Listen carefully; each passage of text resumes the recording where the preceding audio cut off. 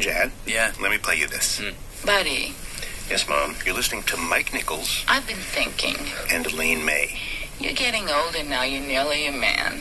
And you should start thinking about your future a little bit, you know. You're listening to a rehearsal that happened to get caught on tape.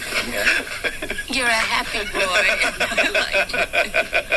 What are they laughing about? For God's sake. What are they laughing about?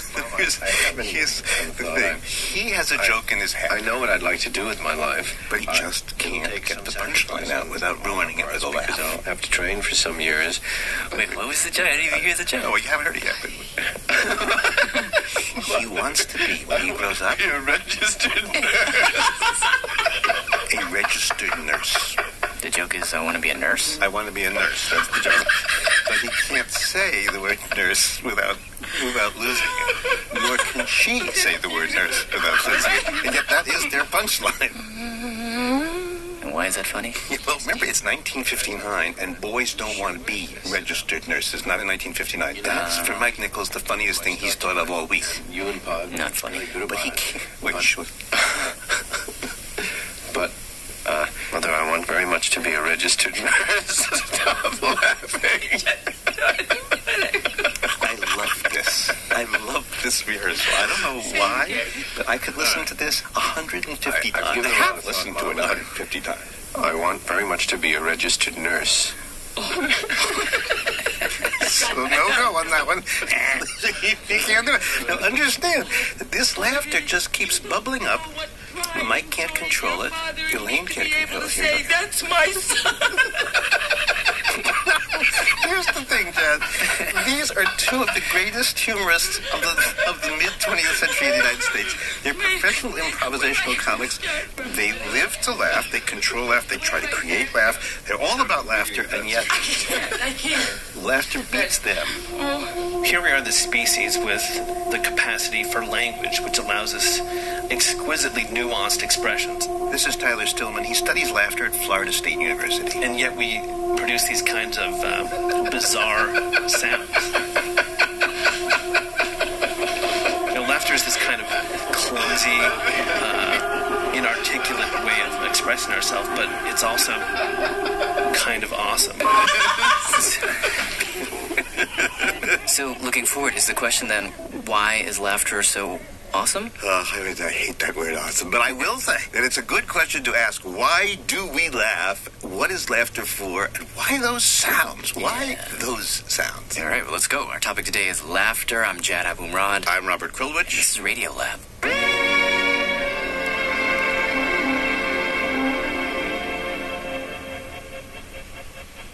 Okay, so to get started, the thing we just talked about, the weirdness of laughter. Mm-hmm. You know, how it's both like clumsy on one hand, but also kind of awesome.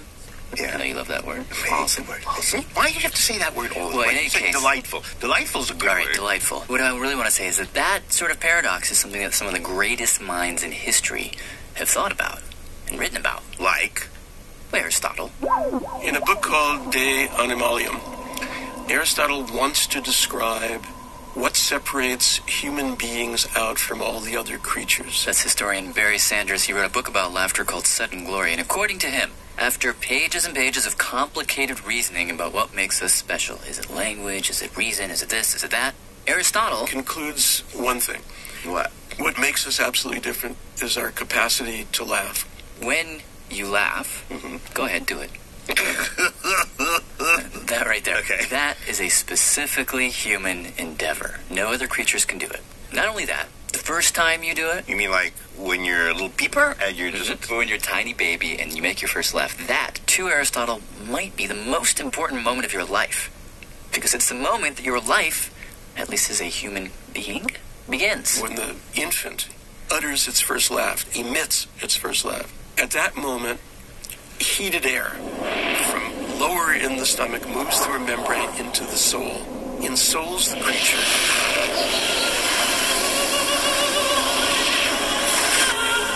And at that point, then this is the fine distinction, at that point, the creature moves from being a human into a human being. Yes, he's absolutely... I remember it so clearly.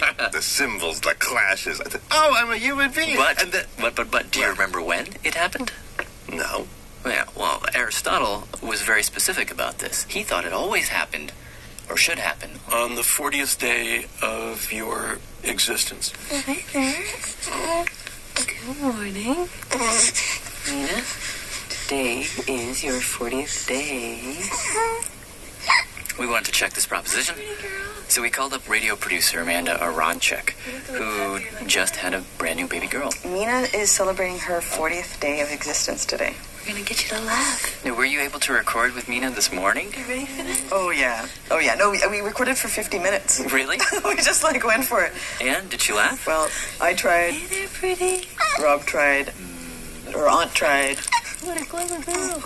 A laugh, I would almost say.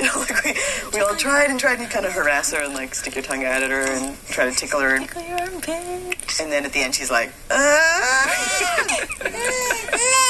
Because of your mom. Lost it. Oh. We have yet to get a giggle out of her. That was a smile. Won't put a thing to make you laugh. But she made some sounds we've never, ever heard before. What are all these sounds you're making? Her level of interaction in the last 2 days has been more than anything we've seen. Really? If you stick your tongue out at her, she does it back. And if you open your mouth, she kind of tries to do that too. It has been a milestone, aside from the actual day count. It really is. She's becoming a little being.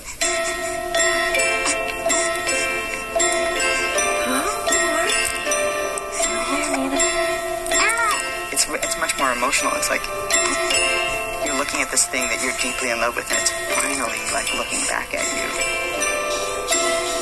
Well, Amanda, when it happens, will you call us right back? Okay, I will for sure. Do you agree with Aristotle that the ability to laugh is what literally separates us from the rest of the animal kingdom? God, how can I disagree with Aristotle? That would be, blasphemous. But Not as an academic. I mean, you as a person. Yeah, as a person. I truly believe we're the only creature that laughs. What about you?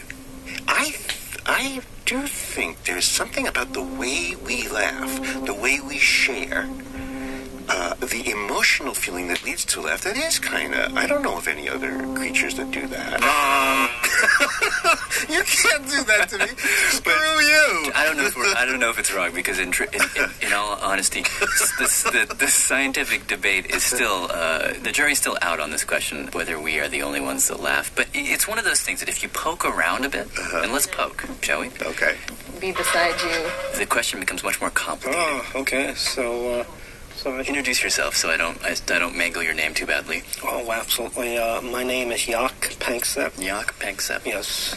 Jaak Panksepp is a neuroscientist At Washington State University. and for the last 30 years, he has studied animal emotion, particularly, and this is his specialty, Happiness and play. Playfulness. in rats, for example. Do rats play? Ooh, yeah. Oh, yes. When they're still young and you put them together, they start tussling immediately. But when they play, they're silent. I mean, no squeaks or anything? All the while they are headbutting each other, they're flipping each other over, they play really hard. No sounds. That's our starting point, okay? So one day, Jaak and a grad student are standing in front of a rat cage watching two rats wrestle silently, and the grad student, this guy by the name of Brian, turns to Jaak and says, "Is it really possible they're not making any noises? I mean, look at them. Maybe they're making sounds, but we just can't hear them."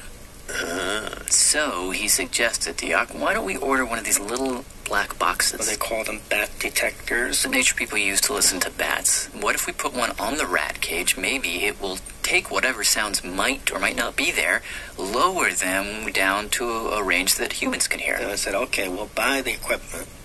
And the equipment arrived, and the first day we had a couple animals playing, and we tuned it through the various frequencies, and lo and behold, it's like a playground at 50 kilohertz. What did it sound like? It's like...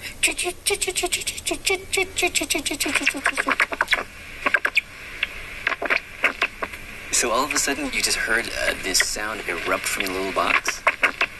Absolutely. Wow.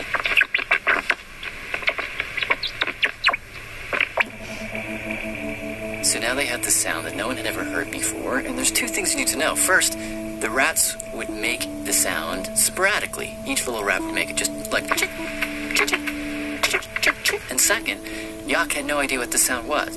What did it mean? I mean, What do you mean? What are they saying? What are they saying to each other? He knew it had something to do with play, but was it just like a hi, hi, hi? Or was it something more aggressive, like, you want a piece of me? Let's wrestle. That's what I think. Or maybe they're excited and they're saying, give me sex. You want to have sex? Arousal. You get aroused, make a couple of chirps. Or maybe it was just a grunt of some sort. There's a lot of possibilities. 10 years they study this sound, trying to figure out what it means. And every theory failed somehow. Well, nothing was conclusive. Then one morning, Yak walks in to the lab, which he showed We us, are going to the animal facility on the 5th floor. with a crazy idea. One morning I came in and I says, Jeff, His grad student at the time. Jeff, let's go tickle some rats. What on earth gave you that idea? I don't know. This is the mystery of having a new idea.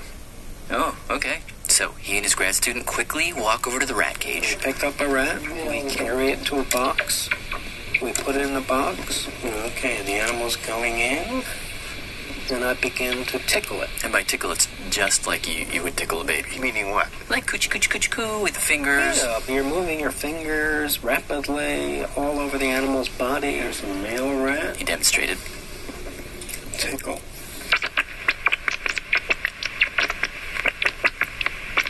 The sound that came out was the same chit as before, but now it was louder, more continuous. So you can see how consistent it is. Plus, it had this very familiar rhythm and familiar dynamic quality, the way it went.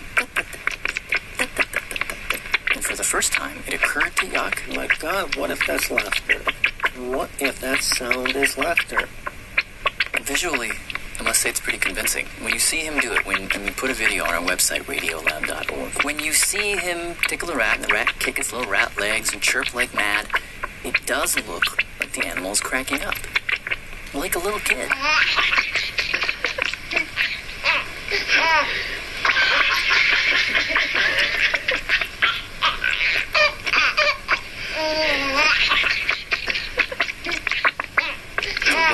What were you thinking at this moment? We were thinking, this a fluke. It's a fluke. This a fluke. You didn't trust what you were hearing. Well, we trust what we're hearing, but I said, let me get another animal. Okay, here's another rat ready for a tickle session. Tickle. Whoa. Bingo. Exactly The same chit-chit-chit-chit. Exactly. I still kind of said, come on, this is too good to be true. Let me get another animal. Okay, here's tickle. Exactly the same. Jackpot. Here's the kicker. The moment Yak stops tickling the rats, moves his hand away, the rat starts chasing his hand. Moves his hand left, the rat goes left. Moves his hand right, the rat goes right. Exactly. The animal is glued to your hand. Because it wants to be tickled again. It wants more. Exactly. That's so cool. Oh, I'm just running circles with my hand, and the animal's running circles right after my fingers. Want some more, huh? Okay. And if you stop tickling and just leave your hand there in the cage like a dead piece of meat, the animal knows you're alive and gradually begins to pounce on your hand and it begins to nip at your finger. It's like, come on, come on. Exactly. But let me ask you this, though.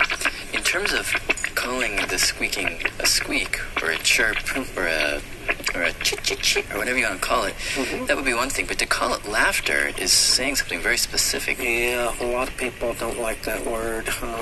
Even my friends have advised me to drop that word. Because they don't think that a rat can feel joy, or is that why? Yeah, giving human qualities to animals has been a no-no since we are closer to the angels than the other creatures of the world.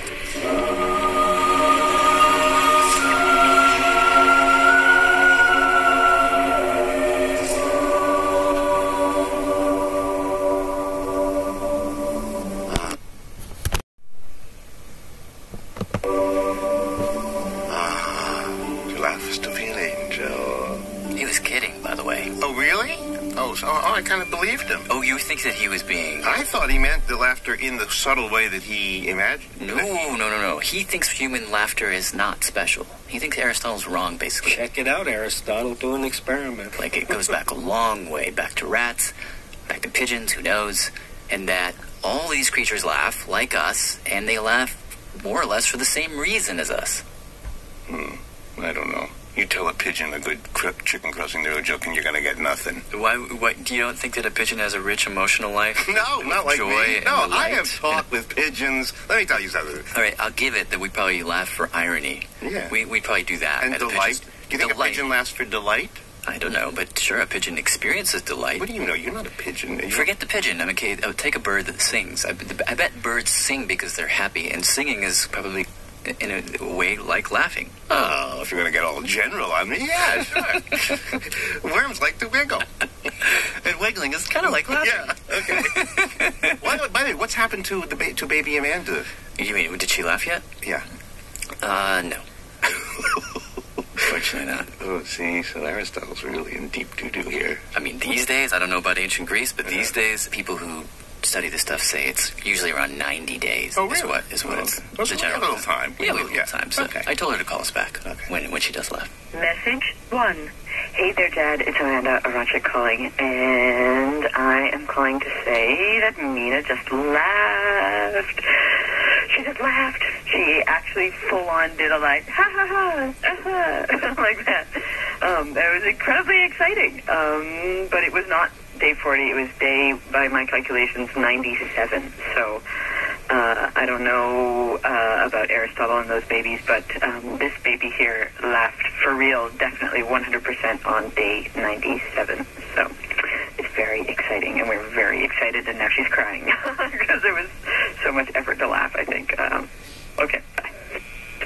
End of message. Now for the next question. Forgetting for a moment how we laugh, let's ask why we laugh. Mm-hmm. I'll tell you why we laugh. Why do we laugh? We laugh because something's funny. No.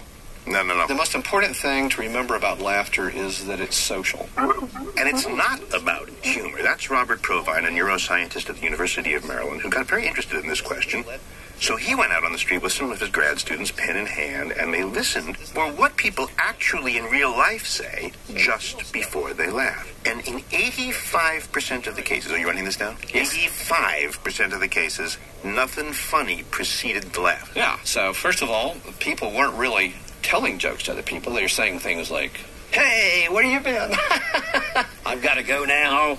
I have a class. I have a class? Ha ha ha. Yeah, this is the kind of things that people say before they laugh. Now, don't take my word for this. Go to a cocktail party. You could be a lot of laughter there, but people are not telling jokes to each other at a furious rate. So laughter isn't about joking. It's about something else. It's about social relationships. You got to have those people there. When you're alone, laughter basically disappears. When you're at home alone, Jed, do you ever, find yourself laughing? By myself? Yeah.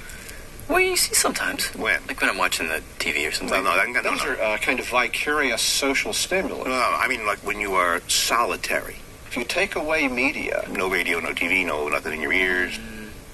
No. Laughter basically disappears. So we have an unconsciously controlled, neurologically programmed social behavior. It will only work if there's a sharer. Even if the share is just in your head. Yeah. And neurologically programmed by who? By evolution, in this case. Okay. Towards the end of the interview, he walked me over to a TV VCR thing he had. State-of-the-art stuff. Yeah, this is pretty fancy. And he showed me a video of a woman tickling a chimpanzee. What is this? We have an example here of laughter from our primate ancestors, baby chimps.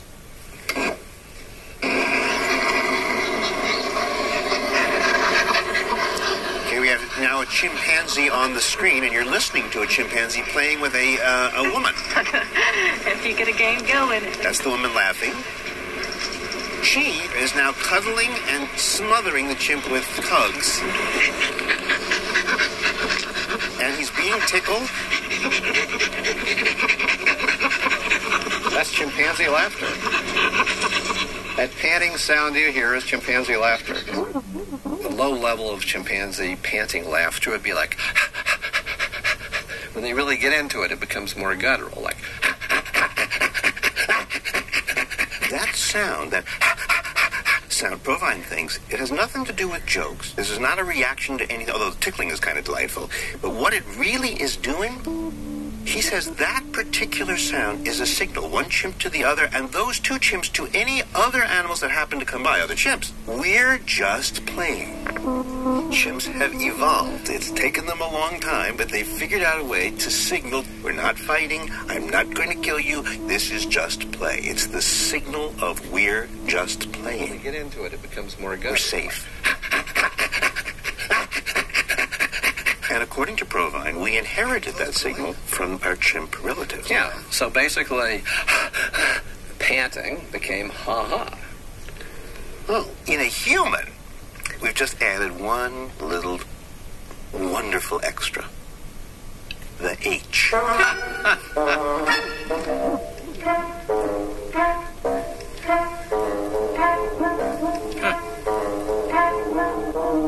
right, more in a moment.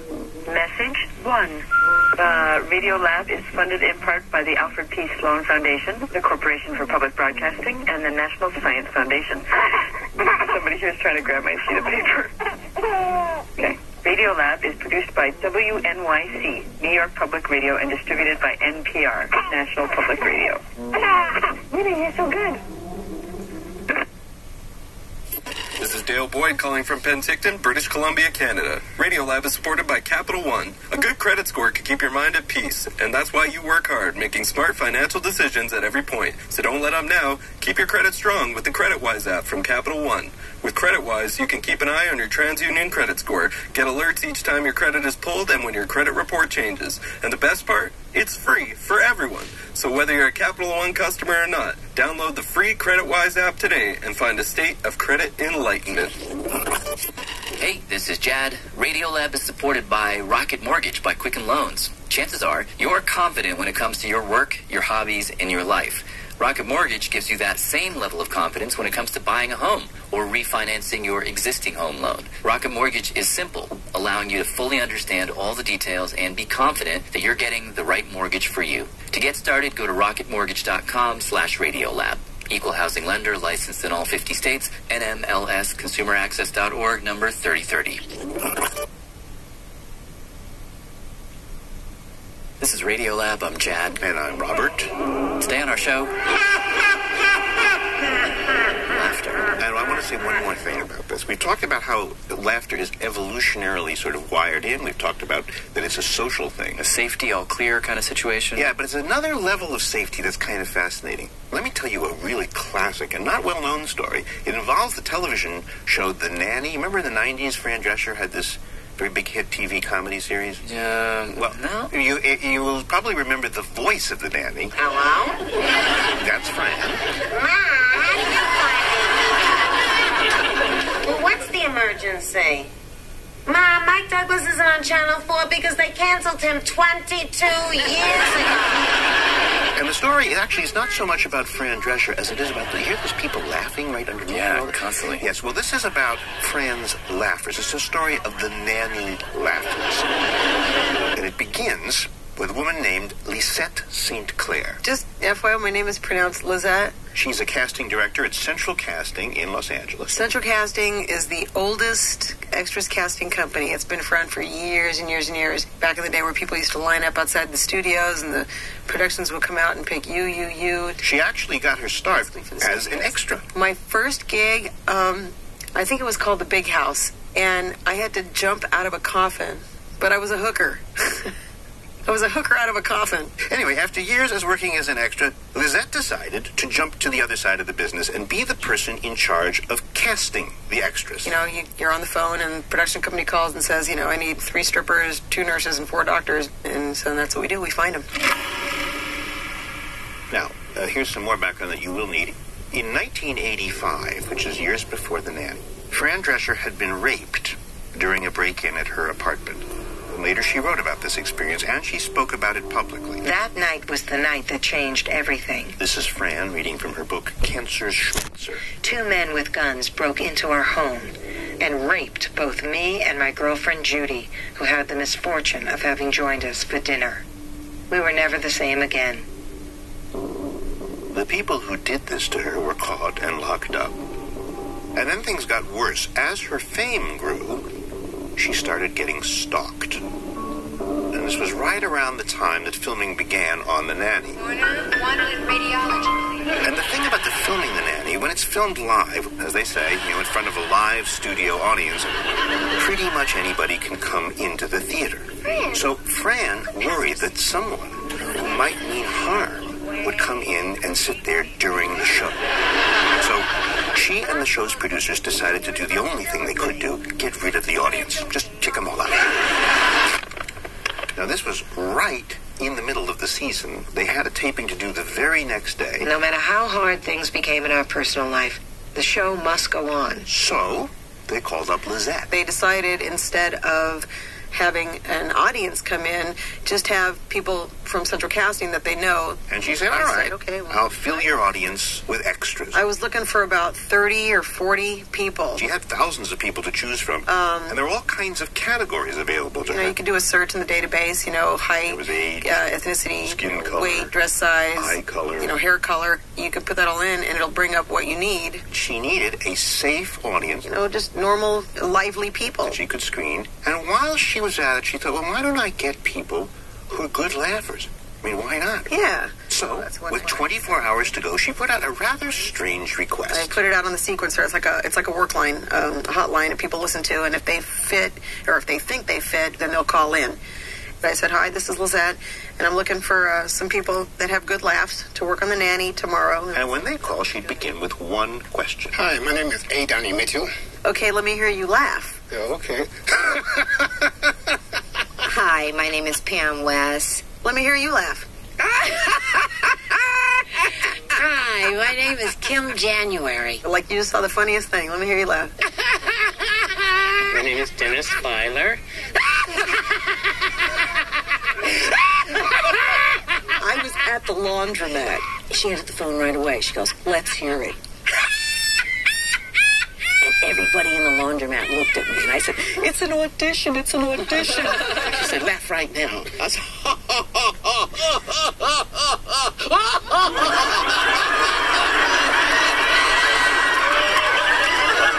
These were people that were calling it that were like all ethnicities, all ages, 20-something to like 70-something. I had married couples, and it's not a show like Baywatch where everybody has to look, bikini ready and all that. Which means like they were going to win a beauty contest, but they could get to the studio and sit down and laugh. There were certain things that we were laughing at, and they would come to us and say, okay, we don't want you to laugh at that.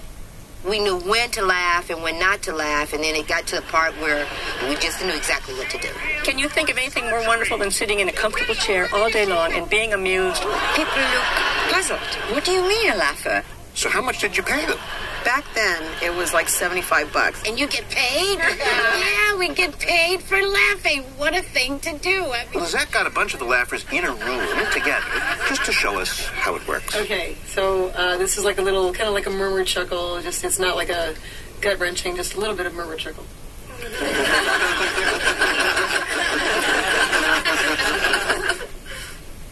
Okay, something just funny just happened, but it's not like a whole big long laugh. It's just something really quick and funny. And this one, something's happening, and it's like a little bit of chuckle, but then just something came out of it, just making it pee in your pants.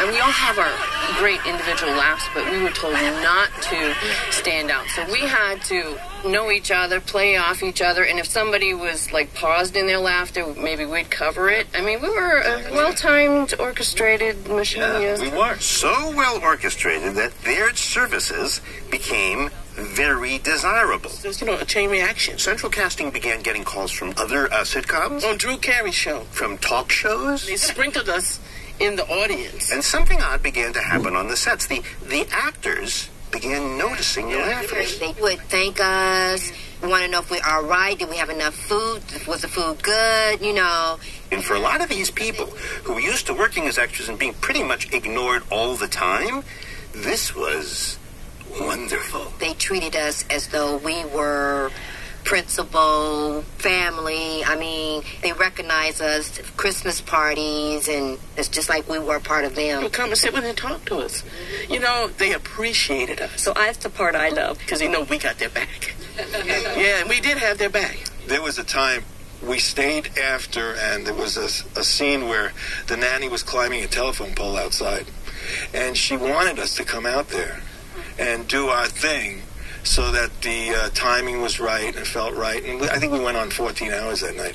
It was wonderful. It is. You know, I almost want to cry because everybody's so wonderful as a family here. It's laughers.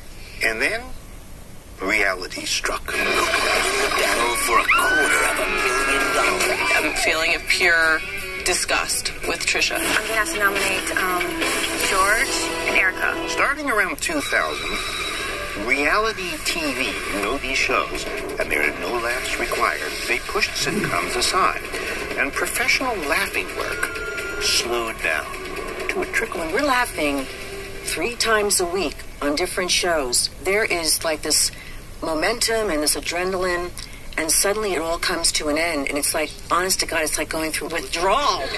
I found that when I'm not laughing, I'm a lot more depressed, and I found that it was great therapy for me on a weekly basis. I miss it. Oh God, so I miss it. It's sad. Anybody out there needs any laughers? There's a whole room full of us.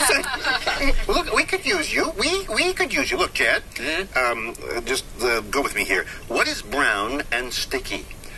What? A stick. Thank you. And Chad? Yes? I had Cheerios for breakfast this morning. This is mowing in high grass. And Chad? Yes? I'm wearing brown shoes. This is fun. You're all hired. This story was produced by Rob Christensen and reported by Mary Beth Kirshner. Support provided. This is fun. You're all hired. This story was produced by Rob Christensen and reported by Mary Beth Kirshner.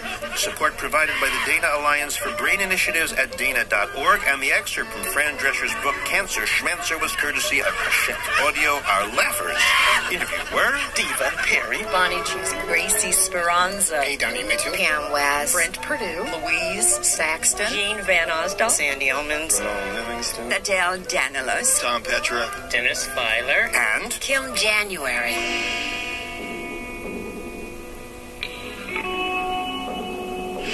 Okay, so here's the question, Robert. Yeah. In that story somewhere, there was a guy who had like an amazing laugh. Well, they all have amazing laughs, but there's one particular guy who just had like an outrageous laugh. this one? Yeah, that guy. What is it about that kind of laugh that just gets you? Like, what is it about the sound? The laugh itself. Yeah. Well, I took that question to somebody who studies acoustics of laughing. Hello. Hi. Really, there's somebody who does that. Yep. I am Dr. Joanne Bakarowski. I'm an associate professor of psychology at Vanderbilt University. She's from my hometown of Nashville, Tennessee. And I study the sounds that we make. She has collected over 30,000 laughs. Can we hear some? Yes. It's probably the biggest collection in the world. She's analyzed everyone on the computer and played me a few. Okay. Just little teeny scraps. But I'll just go ahead and play this for you. Like this one? Wait, sorry. Play it one more time. It sounds hysterical. It's like an alien. But every bit of that laugh, she thinks, has a secret evolutionary purpose, and she breaks it down for me. Starting with that first part of the laugh, the little breathy thing, which in her business she calls a glottal whistle. She's still got this glottal whistle thing going on here. Glottal whistle? What's Yes. that again?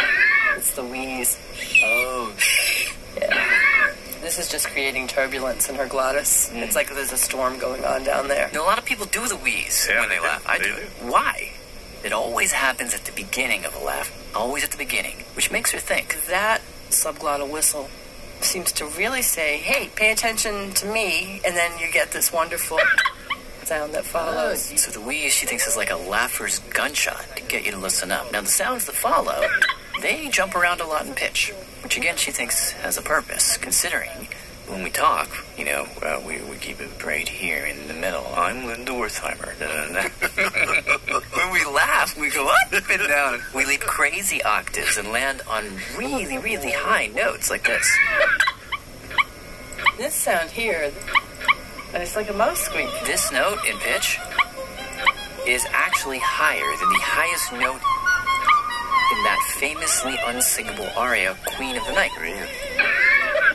this laugh has got so much going on in it. Acoustically extreme, that's what she calls it. Acoustically extreme laughter. Which means that it's hard for our brains to process, and she's seen this on brain scans. We get a little jolt, a little pfft, when we hear a laugh that jumps pitches like that. 55 hertz up to 276 hertz in a heartbeat. So maybe the pitch jumps, maybe the wheeze. These sounds, they're not random, she would argue. They have specifically evolved to tweak us. Emotionally. Humans have the ability to produce a sound that makes other people feel good. And so if we can do that, then they're more likely to feel positively towards us and behave positively towards us, because ultimately we want to shape their behavior towards us. Well, what you're saying then is a laugh is a way of the laugher getting into the head of or under the skin of the other person. Maybe. Just maybe. Studies, in fact, have found that people laugh louder and more extremely around their boss. And over, Joanne has found that women tend to exaggerate their laughs when they're around men that they don't know. With a stranger male, she is laughing a lot, and she is producing acoustically extreme laughter. And you can interpret that in a lot of different ways. She interprets it as a safety thing. The idea being that male's inherently threatening, so you want to manipulate his emotional state so that he's positively disposed towards her. But there's another way to sort of interpret that, which is that you're essentially confirming the stereotype of the giggling girl. Yeah, the giggling girls have power. Don't I know it? And on that note, let's end the segment with author Barry Sanders, who in his book, Sudden Glory, writes a lot about this relationship between laughter and power, and laughter as a way to stay safe. Were there moments, early moments, that you can remember where you felt that acutely? Oh, absolutely. You can't see them with me, but I can see them in my mind's eye. Well, paint the picture for me. Well, there's my father, absolutely, utterly drunk, and he's turning off the lights and turning on the lights in the house with such power that he's breaking the switches, and sparks are flying in the house.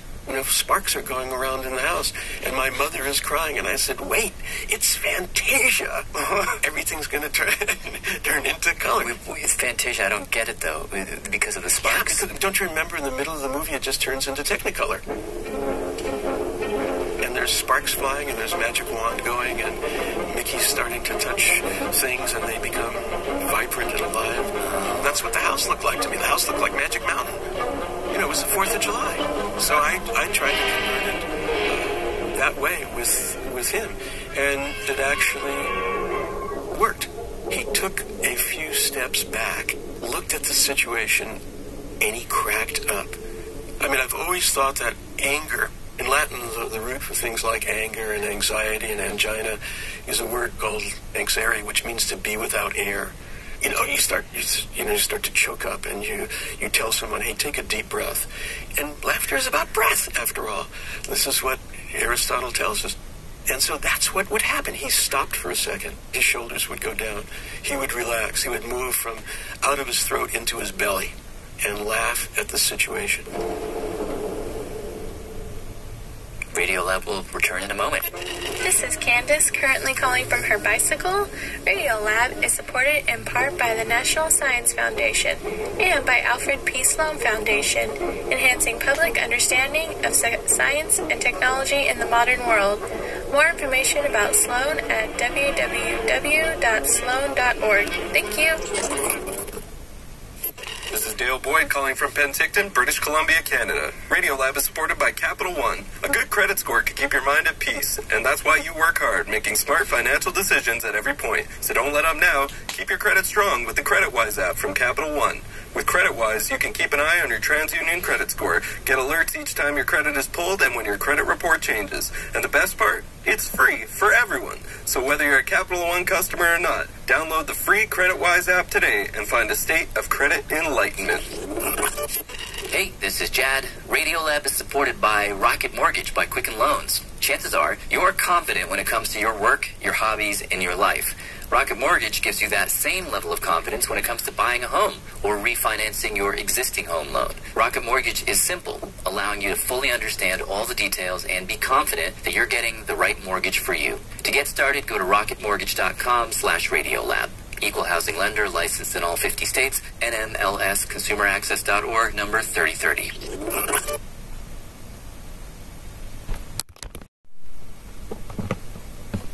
This is Radiolab. I'm Jad Abumrad. And I'm Robert Krulwich. And this hour we are looking at laughter. Whoa. What was that? That's okay, here we have the laugh box. That's a strange little device that Robert Provine from the University of Maryland played. Remember him from the previous lecture? Yeah. He played it to me, and he has a notion about this. Yeah, so basically you just need laughter, to cause laughter. The notion here is you don't need a joke to start the laugh.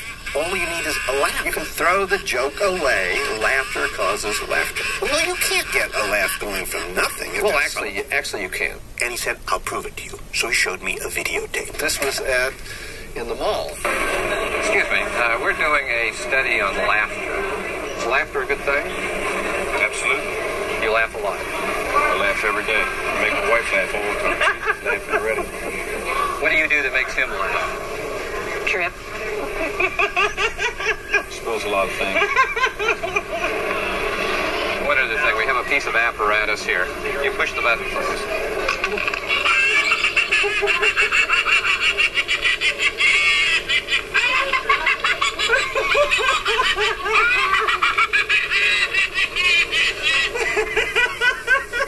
Why were you laughing? I don't know. Did anyone tell a joke? No. Did anyone do anything funny? No.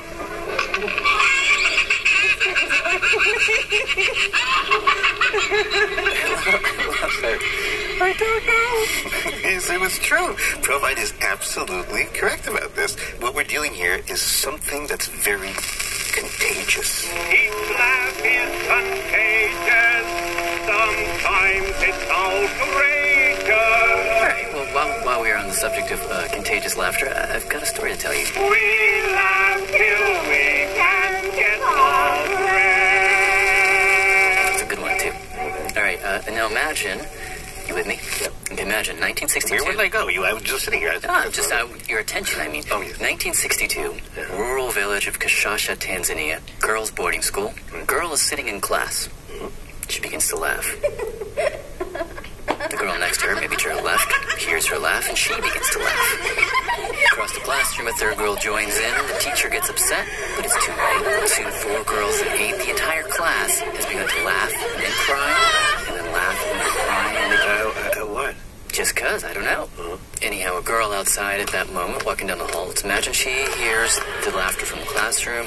She starts to laugh, and as she walks and laughs, her laughter goes into other classrooms, and soon the whole school is doing this, laughing, crying. The teachers cannot control these girls when they try to. The girls get violent. They get violent? Yep, and the principal then has no choice. He's got to close the school.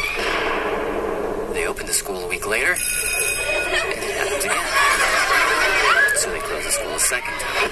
Meanwhile, the girls who started all this, they go back to their villages many, many miles away, and this thing, whatever it is, spreads up and down the coast of Lake Victoria. You mean people in the villages start to laugh? Yep. In one village, 217 people start to laugh and cry. A second boarding school has to shut down, and no one knows why.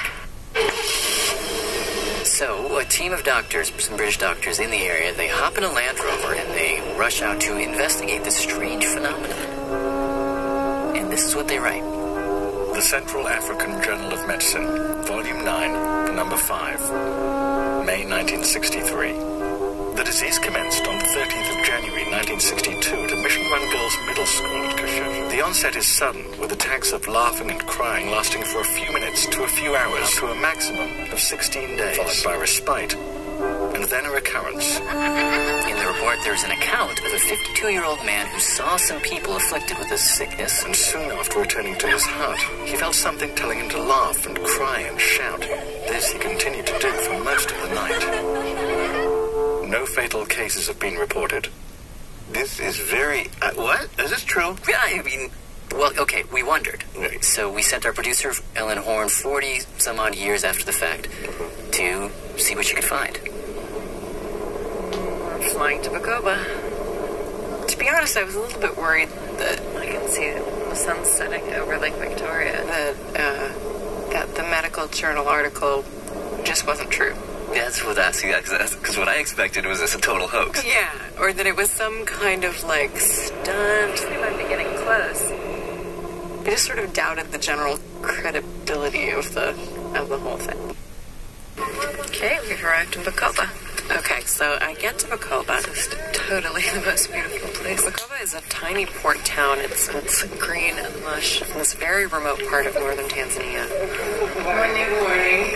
And my first step was just to spend a couple of days walking around and asking everybody that I ran into who spoke English. So I'm asking about this contagious laughter. Epidemic of laughter. I guess I imagined, this happened in the 60s, so I'm looking for people who are like in their 70s and 80s.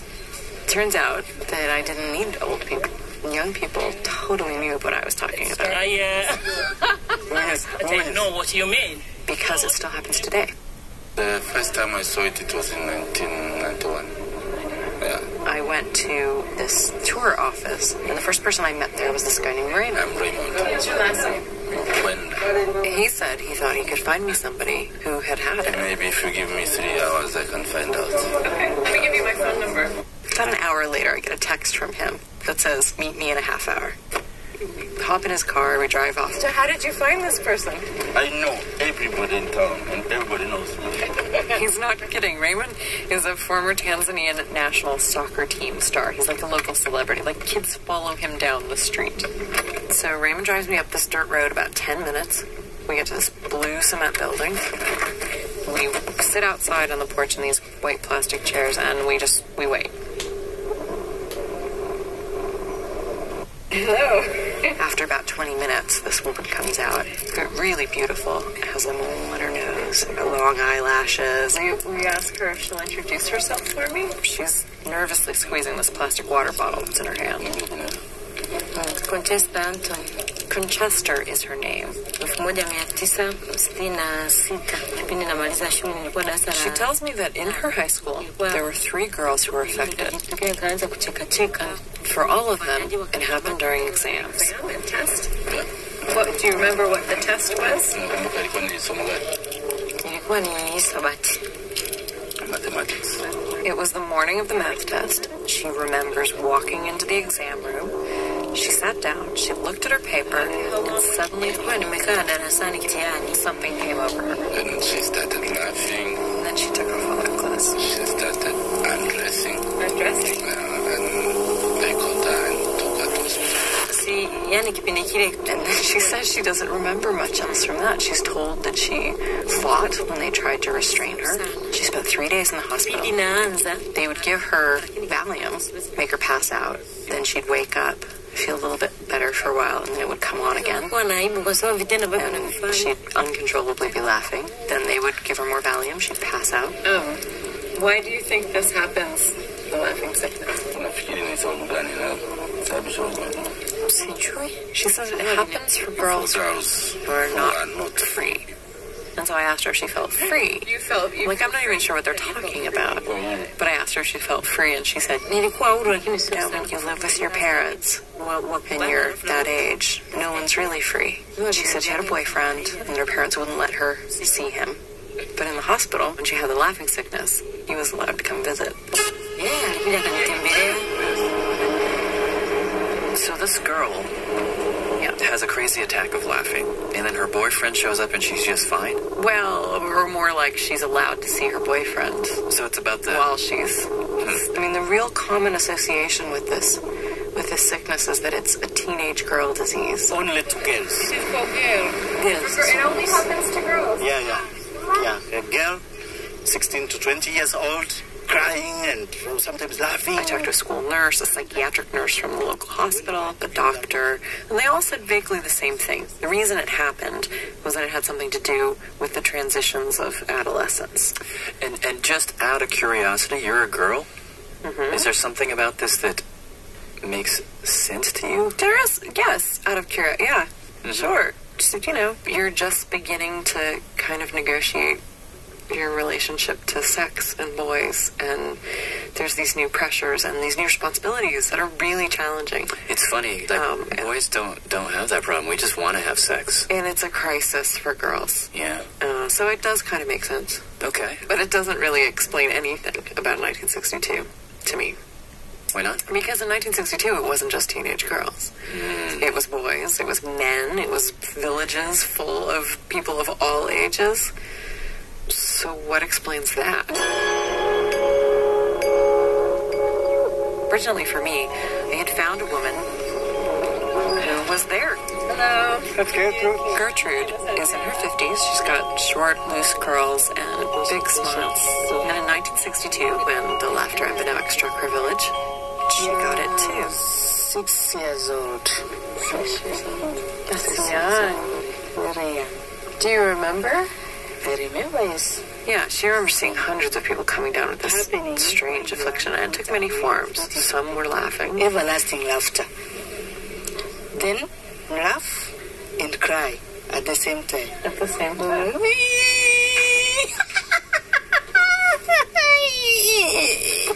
What happened to me was I was not able to talk. Crying only, and then my eyes were closed as if there is a gum on my eyes. So my mom, she carried me on her back. And they walked. They walked over the hills, her mom carrying her on her back for hours. And along the way, they ran into other people. Boys, girls, men, even older ones. Dozens of people, all headed the same way, laughing, crying, grabbing their skin. Where are they going? To the witch doctor. To this witch doctor. They didn't know what else to do. Hundreds of people, she says, converged on this woman's tiny hut. So they were going inside 10 by 10. In the house, they were full. They had to stay outside. There were many. Because there were so many people going to the witch doctor. Many people. It was terrible. What do you think the problem was? Okay. I was asking my elder once, what was the problem? They said that it was something like a spiritual event. Because 1 year before this program, there were certain insects. She said that about a year before the laughter epidemic, caterpillars had shown up. They were breeding and they spread all over the ground. There was this huge infestation. One of the explanations was that the people who got sick had walked across the caterpillars. They stepped on these caterpillars and had killed them. As a result, the spirit of the caterpillars were possessing them. They started to get this feeling. No, she sort of dismissed that as not scientific. But maybe these caterpillars had a certain bacteria which affected their brain. Okay, this explanation that there was some sort of bacteria or virus, I had already checked it out. I'd gone to the government hospital to talk to the medical officer. They'd never found any physical cause for this. I'd even talked to a lab technician who had checked blood samples in 1962. Everything was negative. They tested the water supply, the food supply. So that the caterpillar seemed like a dead end. So I tried a different tack. I asked Gertrude what was going on then at that time in your village. And she thought about it for a while, and then she said, well, of course, there was independence. For 40 years, Tanzania had been a British colony, but in 1961, Tanzania had declared independence. And this was right before? Just weeks before that first girl started laughing. Gertrude, I don't know much about independence. What can you tell me about independence? What I experienced by then was people going around, singing, putting drums, dancing, because they are independent. But apart from that, I can't tell more about independence because I was very, very young. Gertrude said that she knew somebody who would remember more, someone I should talk to. Man Sospita, a 71-year-old man, Mr. Sospita, who was assisting the witch doctor. He was the witch doctor's assistant. Maybe this man can help more than I. Do you want some coffee or some breakfast here first?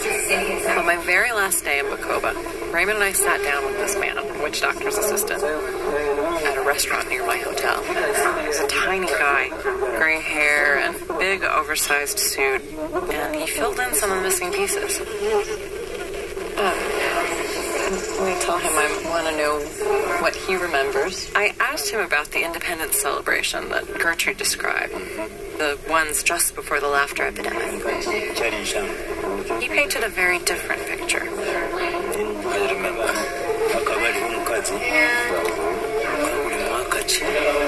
He was 26 at the time.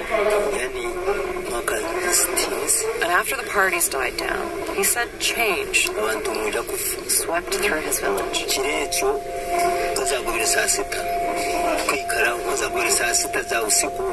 Immediately following independence, Tanzania became a socialist state, and the new government was out to create a new world order. Land changed hands.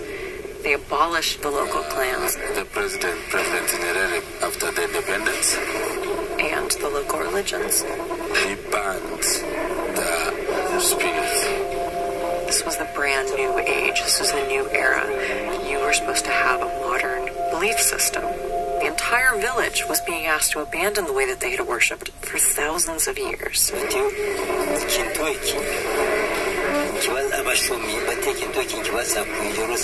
Within weeks, the churches moved in. Suddenly they had business. Catholic Church opened up on one side of the street and a Lutheran on the other. Christians were telling people, convincing villagers to join different religions.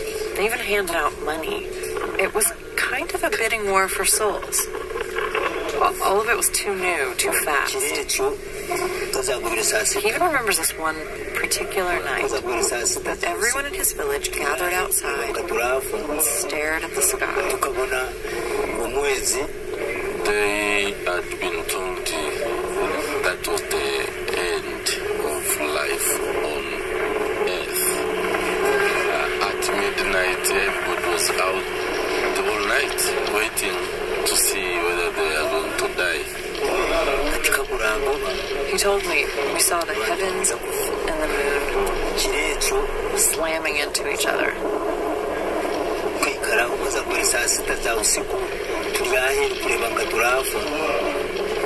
What they saw, it was eclipse of the moon. That's what they saw. Eclipse of the moon. Looking back on it, maybe that was the end of the world, of that old world. Here's this guy, this witch doctor's assistant, who introduced himself to me actually as an elected official. He made this jump in his life. That was a particular period of time when everybody was making this big jump, all of a sudden. So you think that this laughing epidemic had something to do with an avalanche of newness? Yeah. Of all the explanations I came across, this is the one that makes the most sense to me. It's plausible to me, too, because you got a loss of religion, an arrival of a new religion, a loss of a political culture, a new leader. That's a very large pileup of change all of a sudden. Yeah. And, of course, everyone's a little bit scared, so there's a quiet, and then someone starts to laugh. You know, who knows why that first girl went crazy and why she started making crazy laughing noises. But it was like people saw that, and they were like, oh, God, I feel like that, too. It sounds like laughter, but you could think of it as... like a collective scream or something. Yeah. Like the entire society was a 16-year-old girl. In 1962. Radiolab producer, Ellen Horn. Well, that's it for us, at least for now. For more information on the Tanzanian laugh epidemic or anything else you heard in this hour, visit radiolab.org. I'm Chad Abumrad. And I'm Robert Colwich. We'll see you later. Radiolab is produced by Chad Abumrad, Lulu Miller, Rob Christensen, Ellen Horn, Elizabeth Gibbons. Production support. Production support by Sally Hershipson, Sarah Pellegrini, Ariel Lasky, Heather Radke, Michael Orion McManus, and Soren Wheeler. Thanks to Gail Cleaver, Beth Barak, Bingo Knightley, Emily Weber, and Sharon Kelly.